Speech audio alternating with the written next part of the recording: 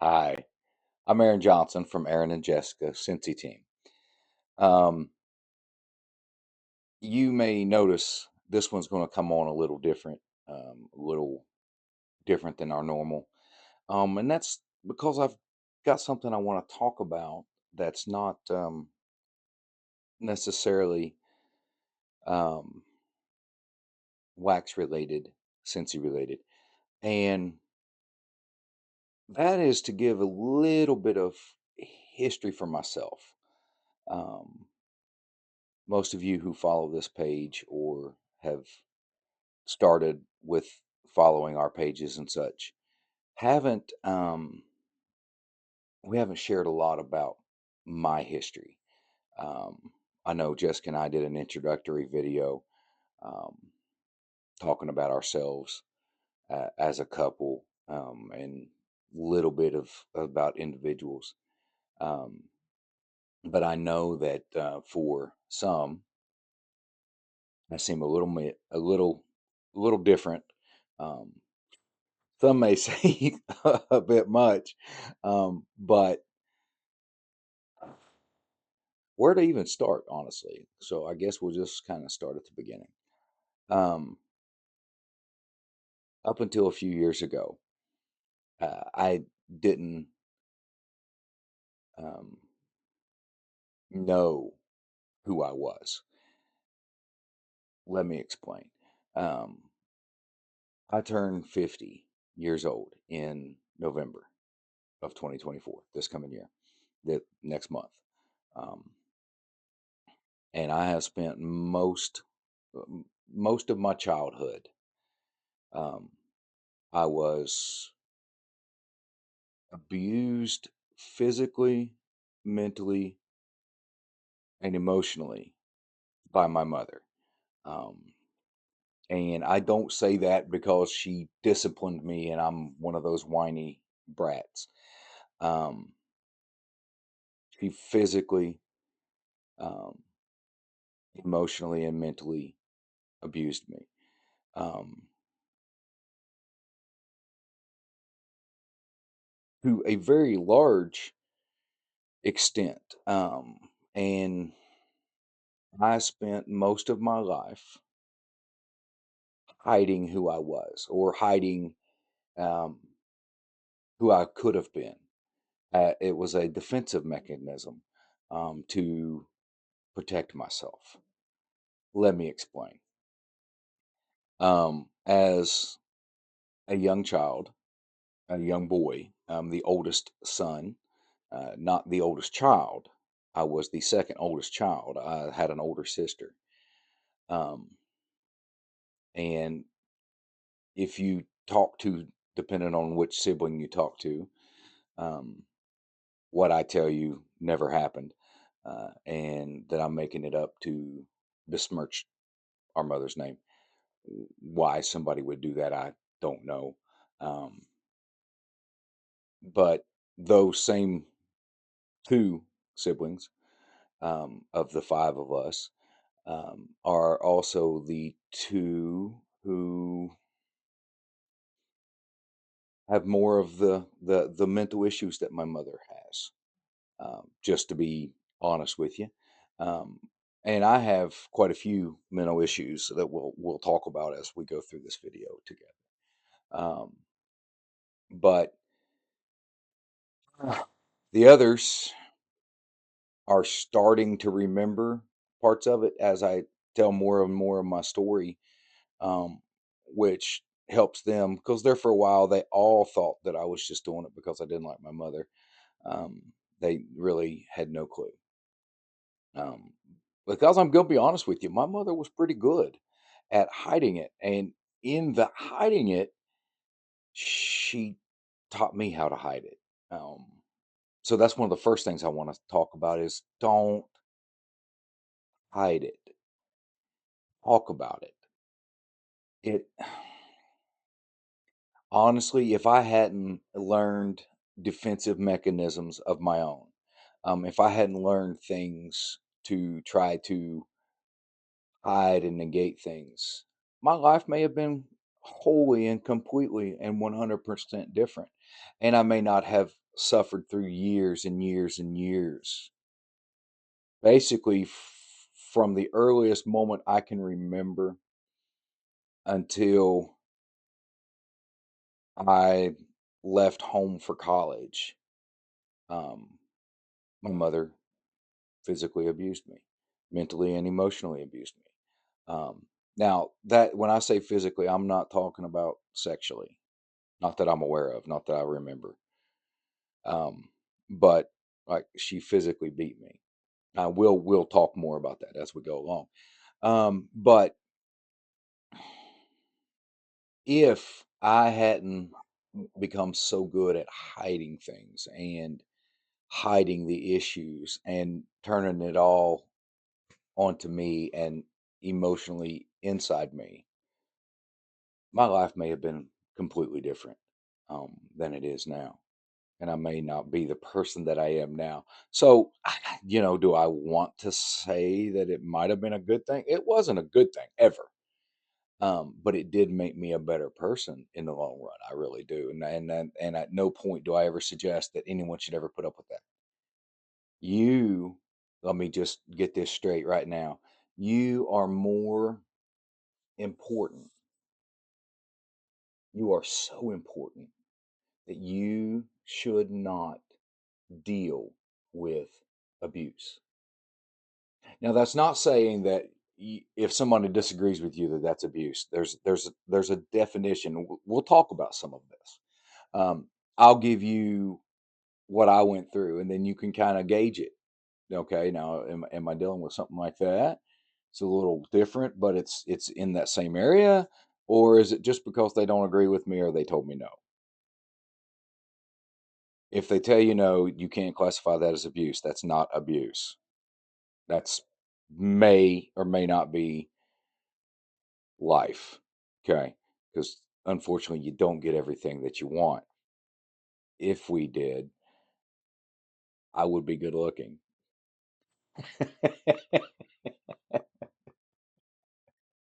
um, and I would have a great sense of humor, wouldn't I? And dad jokes would not be my thing. But no. And the thing is that even after I went to college, moved out on my own, um, and took care of myself, got married, had my own kids, the mental and emotional abuse continued from my mother. And up until a couple years ago, probably, well, I guess probably about a year ago now, it was so bad that I just eventually had to cut her off, and I haven't talked to my mother in over a year. Um, and that's not a problem, as you'll see. And I won't get into everything because we don't have that much space, that much time, that much effort. So I'll just give you some of the highlights of it, and we can talk about it later. And if you all want, I can record other videos with more information, with more of my story. Um, and I tell this story because it comes into to play on some of the actions and the way my wife and I interact on our videos. I want you all to kind of understand that. It kind of comes into effect on why we do what we do and why I am the way I am on our videos. Um, and the fact that she puts up with it. I don't know how or why she does. I don't know why she chose me, my wife, I mean. Um, but I'm very thankful that she did because she's my best friend. She has been the biggest supporter of me being able to heal, wanting to heal, and become better at what I do, and become better for me. And in the long run, I will become a better husband, a better father to our grown sons. Unfortunately, missed out on that. Um, let's see where to start. Okay, well, I guess um, as a young boy, you know, along with most young boys, our fathers are our heroes. It's a way to go with it, right? Yeah. Um, and then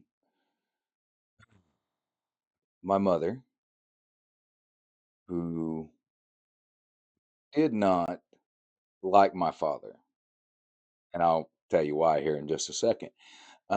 She used to beat me, hit me. Most of the time, she would do it in such a way that, like, it wouldn't leave a mark where somebody could see it. Um, and if she did, I would tell stories and lies about why I had a black eye or why I had a cut or why I was bruised. And in order to cover that lie, I taught myself to be a klutz.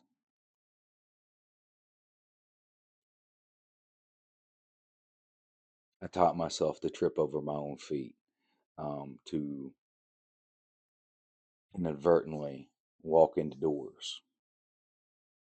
But you can't just, you can't have unexplained bruises and tell people that you tripped and fell because you're a klutz if when you're in public you don't and you aren't a klutz. Um, so I taught myself how to be a klutz. I taught myself how to trip over things, how to drop things that were important and scatter papers everywhere to explain um, whatever needed to be explained, why I couldn't find something, why something was gone, even though it had been destroyed or taken away from me and given to one of my siblings, um, or because I wrote a report at school instead of going home and writing it at home. Um, my report was taken and destroyed because obviously I, you know, didn't take my school grades seriously. Um, yes, that's what I was told. Um, she used to hit me and paddle me, and she took a chopping block that was about this wide, had a handle on it, it was wood, about this wide and about that thick, and had a handle sticking out about this far. And I remember her beating me with that until it broke. And the only part of it that was left was the part that was on the handle. It was as wide as the handle. And then she proceeded to use that as a paddle from then on for when I did something wrong. Um, a lot of the things that I did wrong were things that my sisters had done, mainly my older sister, and she blamed me for it. And my mom was best friends with my older sister, and so she paddled me for it, punished me for it. I mean, and then as my younger brother and sister came along, then I made sure that I was the focus of her to protect them. Because I have two younger sisters and a younger brother. My younger sister was born a year after me, or not quite a year after me, actually, 6 days before, 6 days less than a year after me. Um, I didn't have to worry about too much.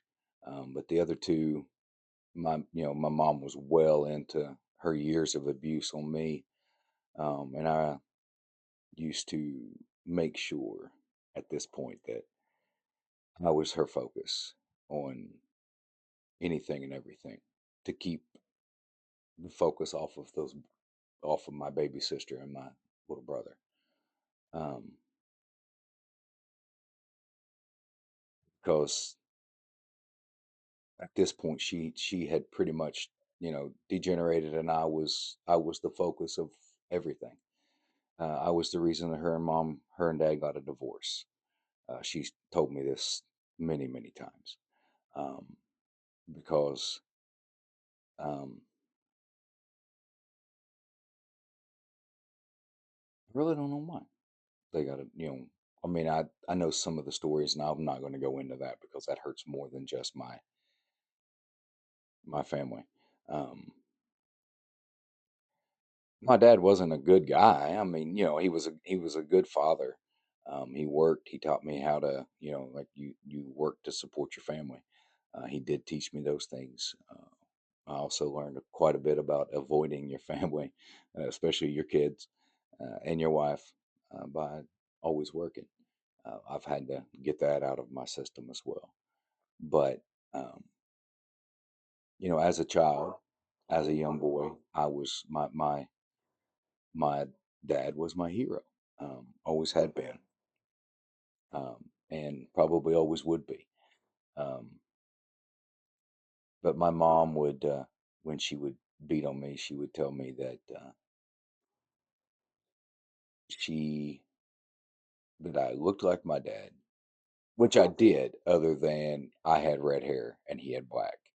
He was a little darker skinned than I was at the time. Um, 'Cause I was red haired, pale and freckle faced. But uh, I was just a kid. Um, and that I looked like my father. I acted like my father. I talked like my father. And her exact words were, "You act like your dad. You talk like your dad. You look like your dad. And I hate your dad, and you're not going to do it." And then she would proceed to beat me. Um, Trying to make sure that I look in the camera so that I'm not lying. Because I really, I wish I was. I wish I was making this up. I really, really wish I was, and I really wish that you could have a relationship with my mother. And um, yeah, there's a podcast that my wife listens to, and one of the people that comes on there is like, I hated my mother, but I wanted to love my mother. And I'll never say that I hate my mother, but we'll never have a relationship. We'll never be able to, we just won't. And that's, and mainly because even as an adult, nearing 50, she still tries to play the mental games. Woe is me, woe is me. Well, woe because you did it to yourself. That's the only thing I can say to you. Um, and as most young boys, we'll leave it at this. As most young boys, we all go through stages where we wet the bed. Um, and I had the same situation. Um, Except that when I would wake my mother up, she would beat me, paddle me heavily, um, from basically right about my shoulder blades all the way down to my knees, just welling away at me. Um, I mean, I can still remember cracks in the back that she would hit me with. Um, when she would hit me in the back and, down my legs. And I remember trying to learn to keep those emotions in and not cry. And that would make her madder. And so then she would hit me harder. Um,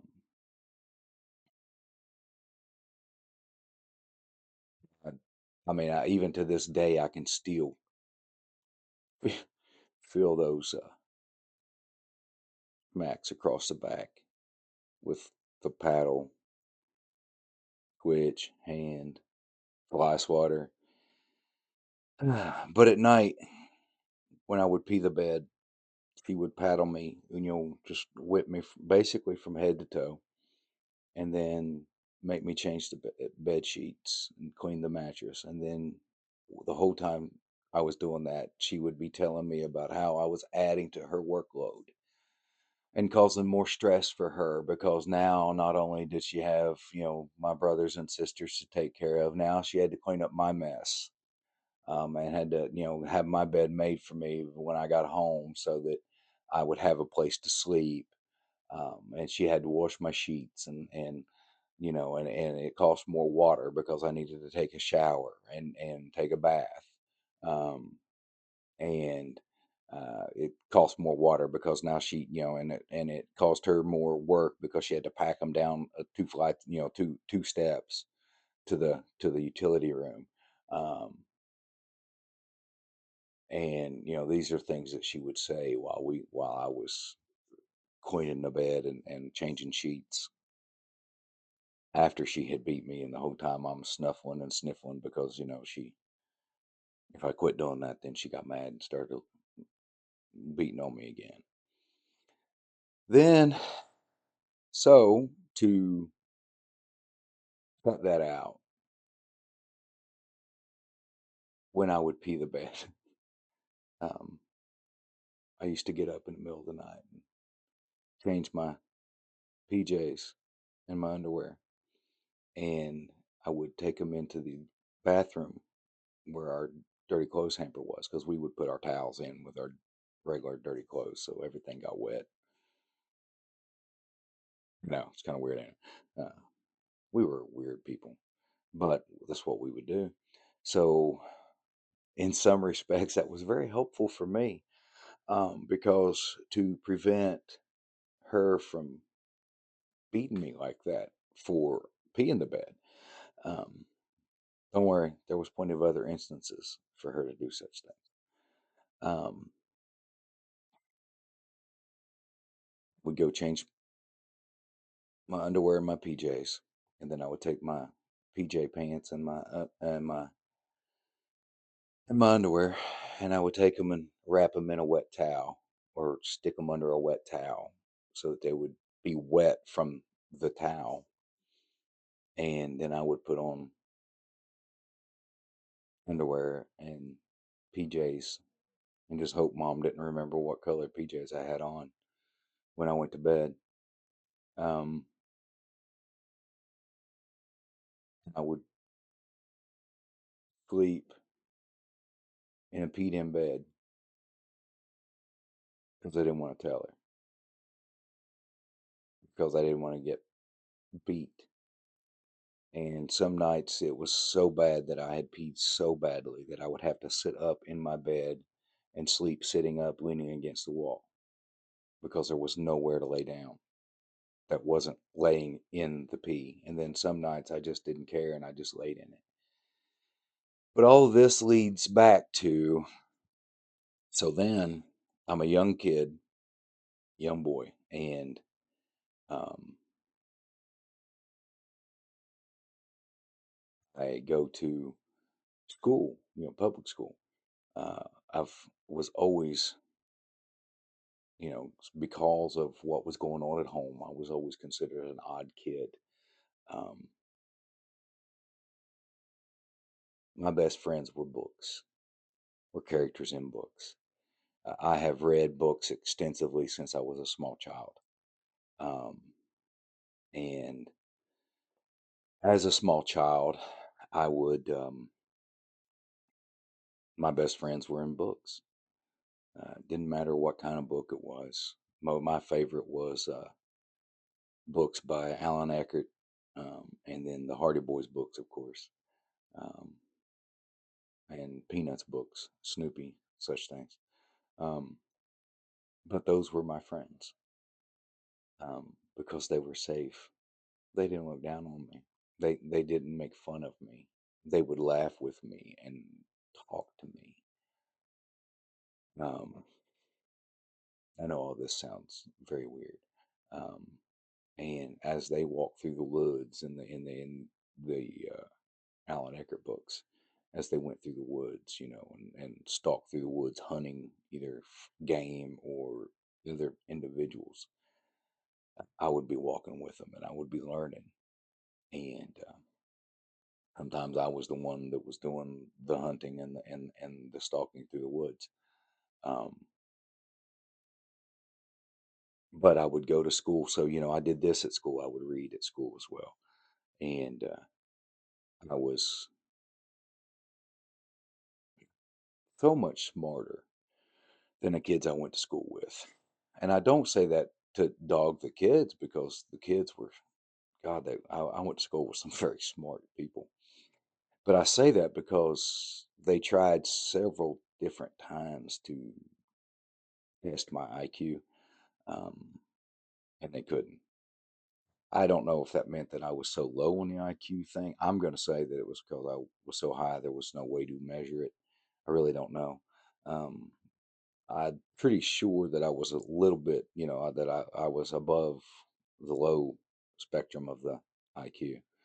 Uh, but they tried several times to get an IQ and, through their various tests, and they couldn't. Um, I do remember them calling mom in one time for it, and her, of course, beating me before she went to find out that they couldn't test my IQ, and of course, I got blamed for it. She said that I did it wrong and messed up the test. Uh, uh, I didn't know you could. Um, I just did the test faster than they thought than I should have. Some kind of puzzle thing. I can't remember exactly what it was, but I remember like zipping through it, and the guy just sitting there looking at me like, "What the?" You know. I was 11, 12, something like that. And remember going and and the guy's like, now this is what you got to do. Okay, all right, you can start. About a minute and a half in, I was done, and he just sat there and looked at me like, what? Um, but it worked. So, I went with it. But she did beat me for that one. So, with that being said, I went to school, and of course, being a kid and being a boy, I was a little taller than most of them, and usually I was heavier than most of them. Was usually a little fatter. I mean, I can't say I was fat. I mean, I thought I was, but I really wasn't at the time. Um, I just, they were skinny. They were all, you know, midgets and scarecrows. But when you look back at the pictures, I'm like, man, I thought I was fat back then, but they were all just everybody I went to school with, was too dang skinny. I wasn't fat in any stretch of the imagination. Now there was times when I got that way, but that was either right after an illness or right before an illness. I would be very, very big. Um, but most of my time, I was a skinny kid. Not necessarily like scarecrow skinny, but I wasn't fat, and I did what I needed to do. Um, and I was, tall, but I was also quiet, and I was very smart. And then you add to that I would go to school smelling like pee because I'd peed the bed and couldn't tell my mom because I was getting beat for it. And then you add to it that, I had taught myself how to be a klutz to hide the bruises that she gave me or the black eyes or the cuts that she gave me when she wasn't careful on how she hit me. Um, so you add all that together, and then quiet person who reads all the time. Well, I mean, I got called all kinds of names. I got called gay. I got called queer boy. Um, got beat up at school. I got bullied at school. I mean, there was times when some people would tell me that, I could do the world a favor if I just kill myself. Um, yeah, hmm that's right. A very nice thing, is it? No. Um, I had, they getting dressed for gym was awful. Everybody had to dress out for gym. It was absolutely awful because all the boys were in one room, and sometimes I couldn't change my underwear, so they had stains on them.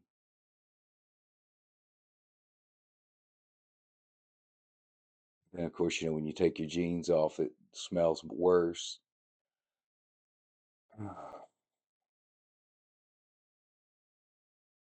Was some rough times, and during all of that, I would do my homework. When teachers would assign the homework,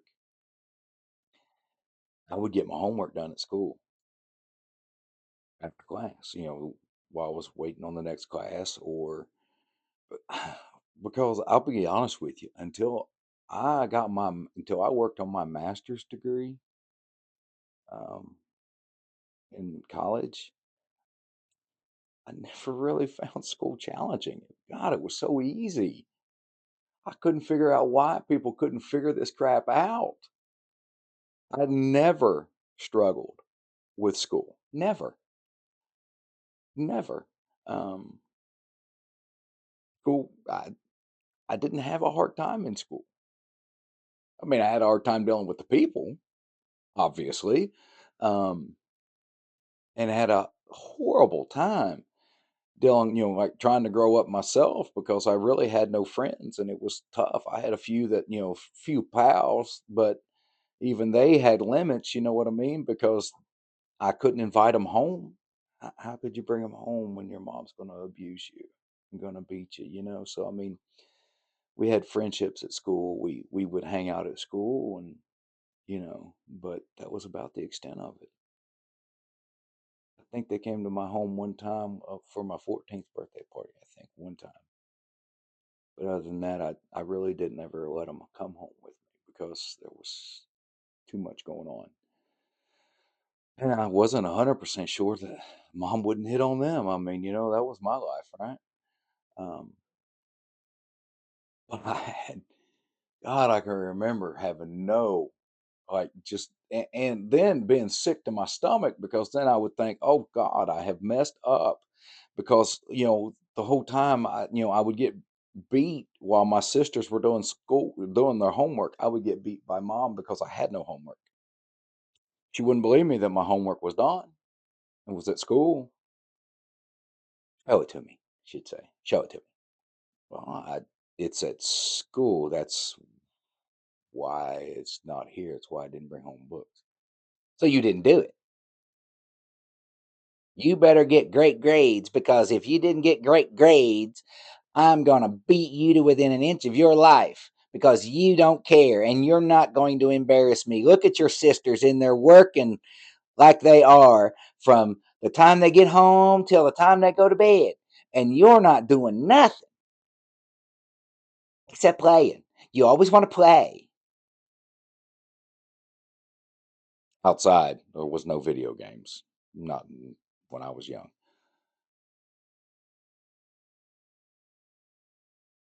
But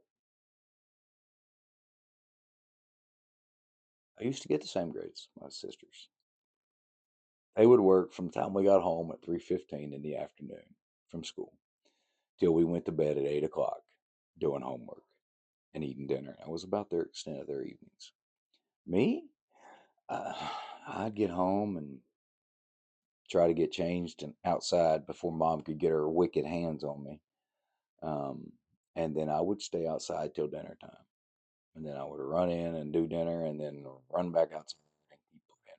Riding my bicycle in the yard because I wasn't allowed to ride my bike outside the fence. I had to stay in the yard. Um, I got to know every inch of that yard. It was a decent sized yard too, so I mean, it wasn't like it was a hard thing to do. Um, or play with what we called army guys, little army statues. That now the guys didn't move, like there was no movable action figure. They weren't actually action figures. They were really kind of like statues that you should have put on a shelf. But I would play with them in sandbox and build forts and destroy them and build them up. And we had little trucks for them and stuff like that. Um, or I would play with my Tonka trucks. I don't know how I got the Tonka trucks, but I did. So I had a Tonka dump truck and I had a bulldozer. I don't guess it was a bulldozer. I think it was a front end loader. Yeah, I think it was front end loader because it twisted in the middle. But anyway, doesn't really matter, right? Um, but I had with those, and so I would play with those in a sandbox. Um, after we built the sandbox for my brother, uh, and all the neighborhood cats. I mean, there's that. But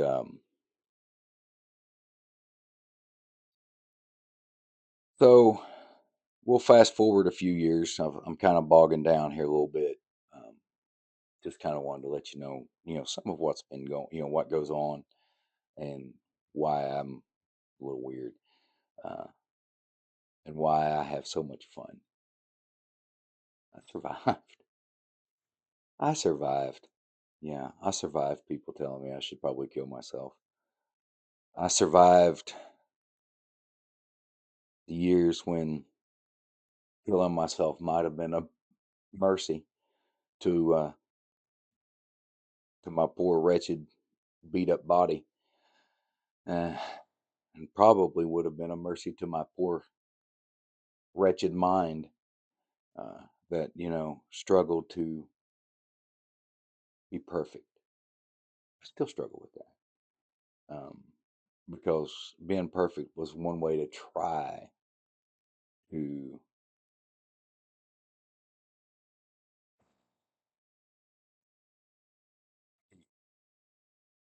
what my mother was putting me through. It was didn't necessarily work, but I did try. Uh, so let's see. So we'll fast forward to the age of 14. Now we had one of those old, good lord, one of those old minivan, not minivans, station wagons. For those of you who may not know what that is, it was a short version of a minivan. Okay, uh, wasn't a van. It was a car with anyway. Look it up on the internet. Station wagon. It was blue, and most of the time I got to ride in the back seat, uh, the second seat, uh, stay within arm reach. Such things like that. But I remember there was 7 of us. It was mom and dad and 5 kids at this point. So we didn't get to go out to eat very often. But I do remember that we went out one evening. It was a fall evening to get some Kentucky Fried Chicken. Now I know now a lot of people remember. Uh, now they put the mashed potatoes and gravy kind of in the same container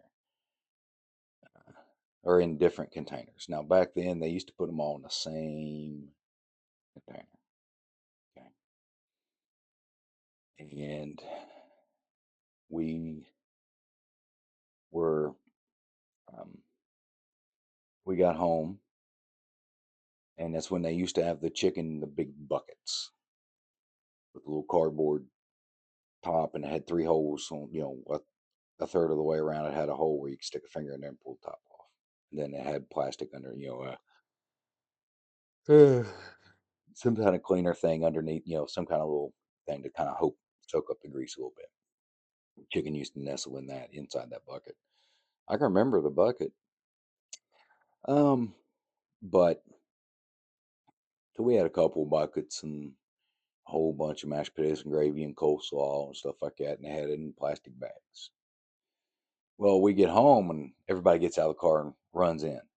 Okay, I'm 14 and I'm up front and I've got all the food. Now, a 14-year-old boy, to him, it doesn't translate, hey, make more than one trip. I sat there in the car for a second. I yelled out the open door, hey, somebody going to help me with this?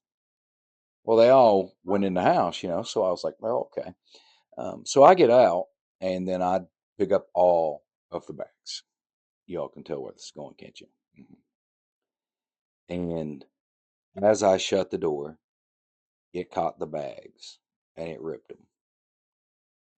And so, food for 7 people went spilling all over the ground.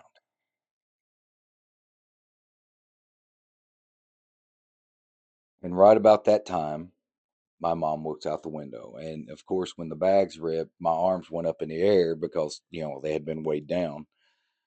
And so she says that I threw it on the ground and threw my arms in the air like, ha! It isn't what happened. I mean, if she had paid any attention, she would have seen the shredded bag still hanging on my arms. But she didn't. Next thing I know, I hear what sounds like a freaking bull coming down the sidewalk, because I was on the far side of the car from the house. And next thing I know, she comes charging around the back end of that station wagon. And the whole time she's yelling after, sounding like a freaking bull coming down the sidewalk. She starts yelling. And then she picks up a one container of mashed potatoes and gravy that, fortunately or unfortunately, depending on which way you want to look at it, um, didn't spill.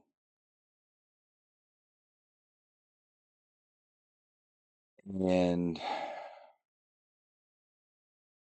he proceeded to rip the lid off of it. And he threw those mashed potatoes and gravy on my face.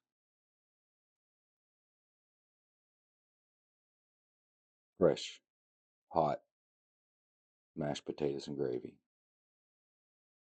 It went above, let's see, yeah, this eye went up in here, down this side of my face, down here, down my neck, and inside my shirt onto my chest.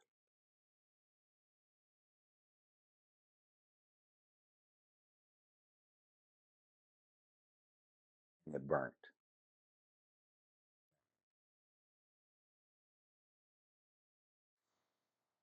bad.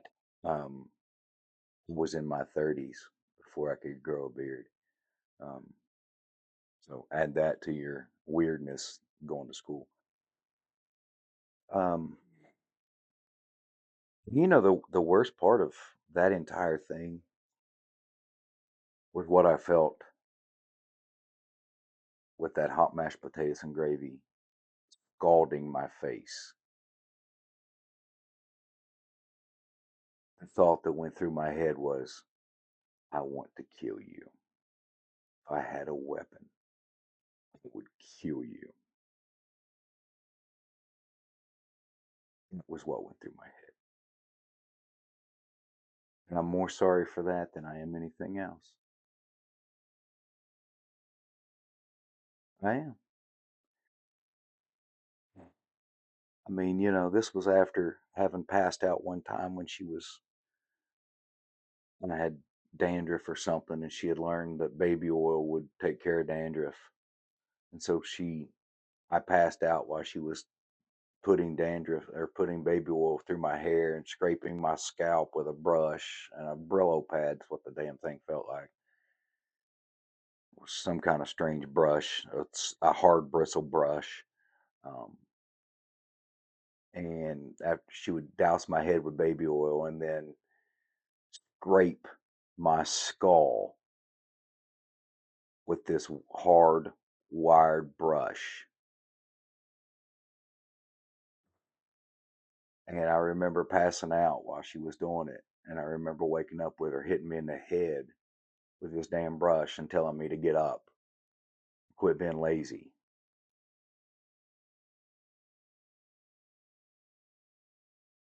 I remember breaking a chopping board on me, paddling me with it, hitting me with it. I think I said that one earlier. It was after all these many instances of sleeping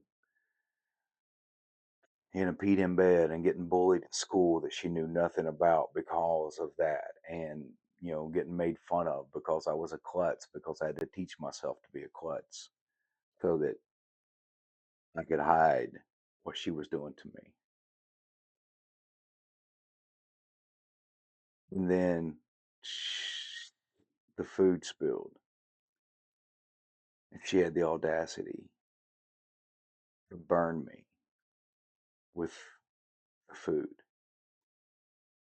And I remember standing there with that stuff burning my face, burning. Oh my God, it was burning. It was so hot. Oh, and it was just clinging. It wouldn't go away.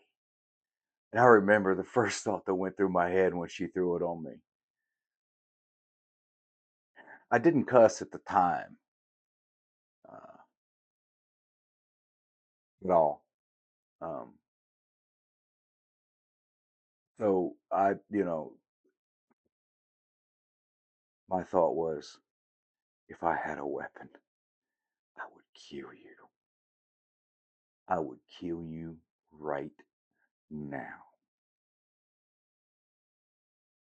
And I ain't 100% sure that she didn't kind of see that in my face, because at that point she took about 3 steps backwards, and then she stood there with this horror struck look on her face.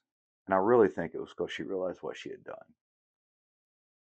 Because I had gotten pretty good at hiding my emotions at this point, although that day I may have dropped the shield, because I was pissed. God, I was mad, and I was hurt. And I just wanted to be loved. I just wanted my mama to love me. She was just my mama. Why didn't she love me? Those are questions that I ask myself all the time. Why didn't my mama love me? Why was I so bad?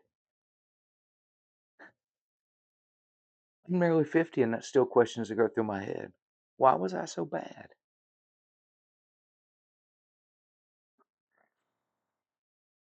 What was so wrong with me that my mama, didn't love me? Couldn't protect me when she should have. Why was I What was so wrong with me that my mama would burn me? You know?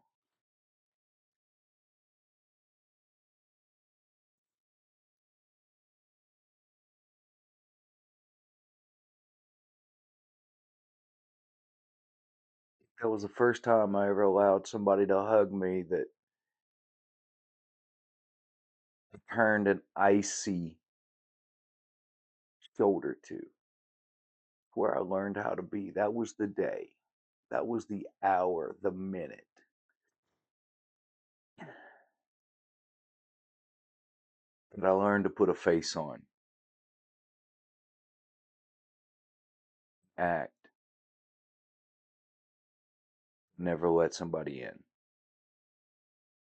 And I've spent the rest of my life trying to get that wall to come down.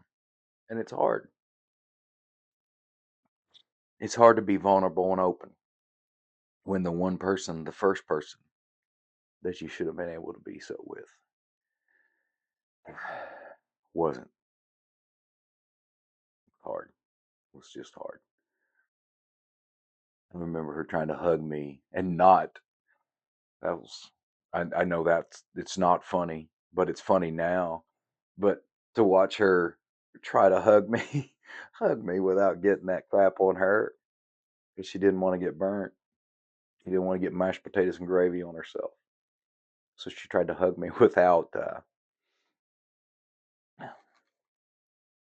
without getting any on her. And I remember I didn't raise my arms to hug her back, and the look of hurt in her eyes when I didn't. That still brings back gutters.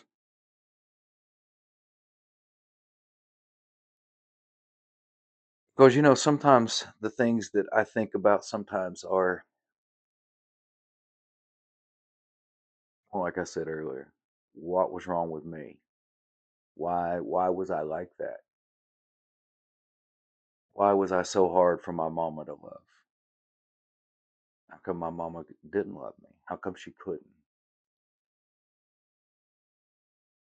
And then why does it hurt so bad thinking back to the hurt look on her face when I wouldn't hug her the day that my face was burning off because she threw hot mashed potatoes and gravy on my face? I say it like that because I'm trying to remind myself that really there's nothing wrong with me. Was nothing wrong with me then. I was just a freckle faced little boy. Red hair. Everybody told me I always had a deep voice as a small child. People would tell stories about me walking up and looking down at me, and my red hair, flaming red hair, and freckles. I go, hello.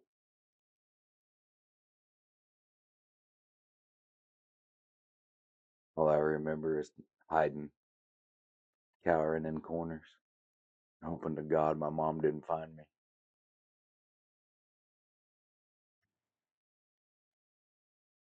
And if she did, that she was in a good mood. It wouldn't hurt me.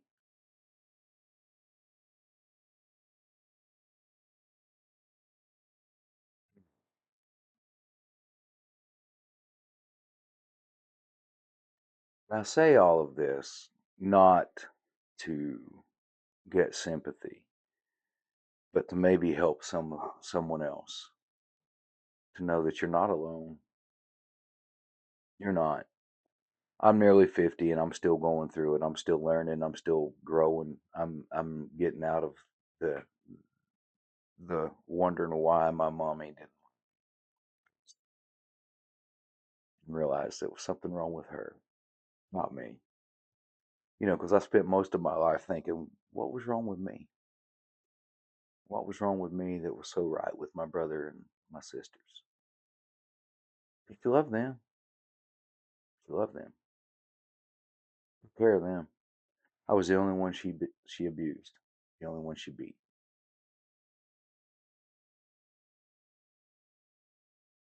the only one to ever see her mental side as a kid. And most of our adult lives, unfortunately, two of my sisters have recently seen it, and it finally clicked for them about things that I had been saying for years and why I wouldn't talk to mom and communicate with mom and let her have two of the most precious things that I ever had, which was my boys. Why I wouldn't let them go spend the night with her. It's a story in and of itself, isn't it? I'll tell you that sometime. Remind me sometime to tell you that story about the time she moved and left me a note.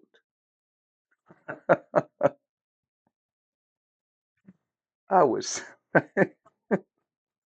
I was 17 at that time, staying with my dad for the summer and working. It's a great story. It really is. Really is. I can remember every word of that note too. After all these years, I can still remember that note. It was great. Um, I mean, it was insane. It's great because I can remember it. Oh Lord. But I wanted to share this so that when you see us interact, Jessica and I interacting on our messages and on our videos, you understand that she's the one person that I can be open with, the one person I can be myself with. And you all get to see it because you get to see it on the videos. Um, Sometimes there are times when I'm on those videos and I remember that we're recording this, and seem like I'm not my normal self that I've been on these other videos. It's because I get uptight. Um, but when I forget that you all are watching them, it's just me and her in the room. I'm having fun. I'm enjoying myself, and I know sometimes it turns into a goofball moment. Um, but that's what I learned, and that's she makes it safe for me to be that way. And I know this video is long. It's almost 50, it's over 55 minutes right now. But I hope you watch it. I hope you listen to it. I'm gonna post it here as soon as I get done with it. So it's gonna come on differently. It's gonna end differently. But I just kind of wanted to share this with you all. Kind of know a little bit.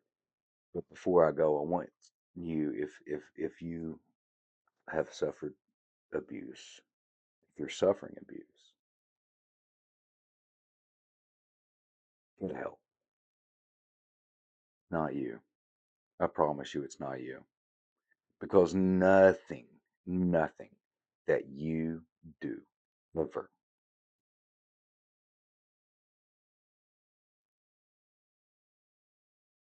amplifies or should allow someone to abuse you. Abuse is not love. It's not discipline. It's not. There's a fine line. There's. I mean, it's not even actually a fine line between discipline and abuse. But if you're abused, get help. If you just want to talk to somebody, feel free to reach out to me. I'll listen. I promise you, I will. I'll listen. I'll talk to you.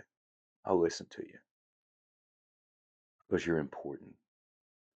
Never forget that. You are important. You probably, well, I'm not going to say probably. You are more important than the person who's abusing you. And I want you to know that you're loved. You matter. These are all things I have to tell myself every day. I'm loved.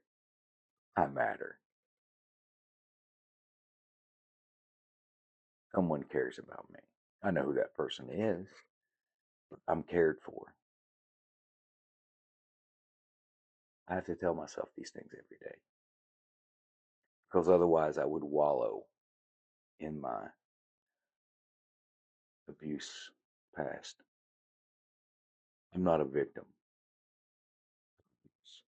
survivor.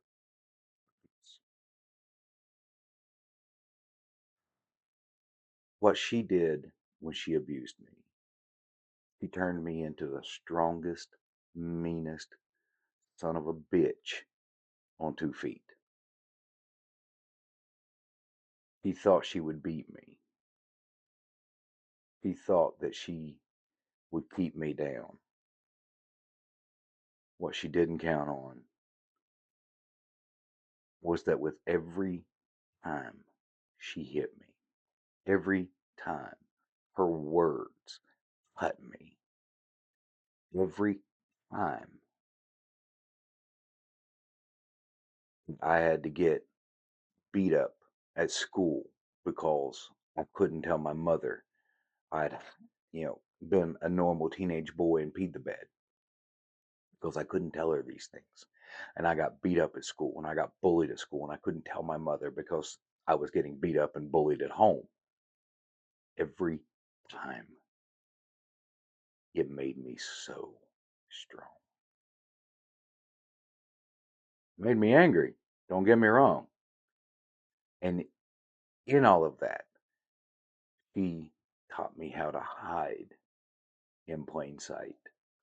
What you get to see on these videos is you get to see me without hiding. And I want you to know you don't have to hide. Don't hide. You're loved. You're cared for. You're important. You matter. And stand up with me and tell them I'm the meanest son of a bitch on two legs, and you made me that way. And then watch them cower in front of you. I'll talk to you all later. Bye.